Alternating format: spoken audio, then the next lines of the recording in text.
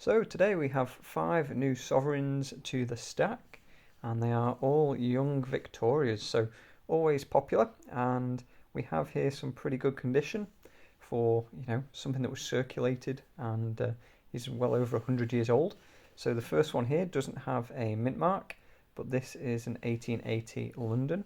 So there are quite a few varieties of this year if you want to really get into your sovereign collecting and look at all the details. So I'll talk about the Marsh book in a minute, but this has the S mint mark, so this is S for Sydney.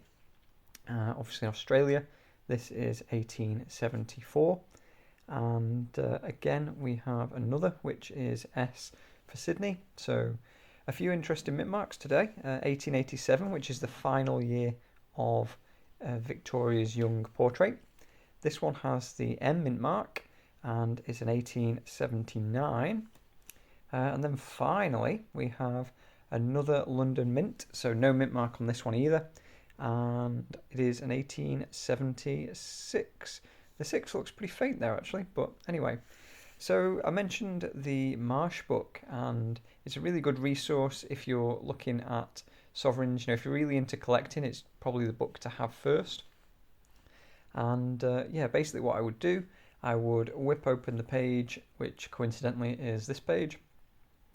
We'll find the correct date and mint mark. So obviously London mint we mentioned on that 1880.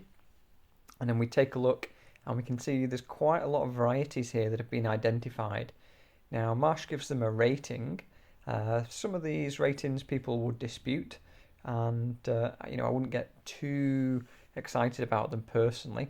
But there are some people who are really interested in all the different, varieties of the sovereigns and the mint marks, etc. They're really interested in that kind of thing. It's a bit of a rabbit hole, I suppose. I'm interested in collecting the different dates, and then I suppose from there you think, well, what about the different mints? And then beyond that, it's probably a slippery slope, to be honest. So I can see why many collectors, get drawn down that rabbit hole, and there's probably worse things to be interested in. I think coin collecting in general is probably one of the better hobbies you could have, and as long as you don't get too carried away.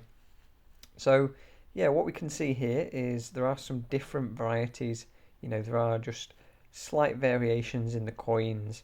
So remember at the time, these were mass produced, but there was, a human element to them as well. And so you do get errors and things, and it is just interesting, looking through them. Once you've got an eye for what a normal sovereign looks like, you can kind of see differences. And if you've got a lot of sovereigns, if you've got an amount of sovereigns, you can kind of trawl through and look for ones that stand out or are, outliers. So for me personally, I do mainly collect. I say collect. I said it. I'm a collector. That's it. I admitted it on camera. So I do mainly stack, just bullion sovereigns for the weight.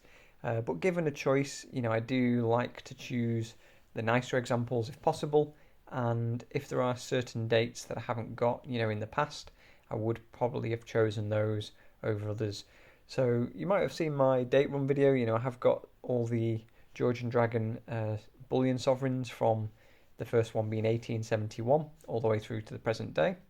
And in terms of some of the special years, I do have a couple of those in proof versions, but generally mainly collecting bullion sovereigns.